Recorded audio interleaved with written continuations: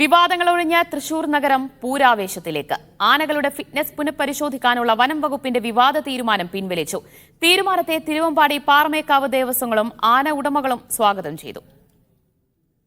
തൃശൂർ പൂരാവേശത്തിലേക്ക് നഗരം കടന്നതിന് പിന്നാലെ ഇന്നലെ വൈകുന്നേരത്തോടെ ഇറങ്ങിയ വനം വകുപ്പ് സർക്കുലറാണ് ആശങ്കയിലാക്കിയത്. തൃശൂർ പൂരത്തിന് എഴുന്നള്ളിക്കുന്ന ആനകളുടെ ഫിറ്റ്നസ് വനം വകുപ്പ് RRT സംഘം പുനഃപരിശോധിക്കാനുള്ള തീരുമാനം അംഗീകരിക്കില്ലെന്ന് ആന ഉടമകൾ നിലപാടെടുത്തു.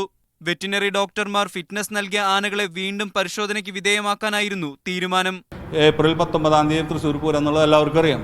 ഒരു മാസം മുമ്പാണെങ്കിൽ ഈ പെറ്റാന്നുള്ള സംഘടന ഇങ്ങനെ ഒരു സംഭവം അവിടെ വരികയാണെങ്കിൽ നമുക്ക് സമയമുണ്ടായിരുന്നു. ഇപ്പൊ നമുക്ക് സമയമില്ല.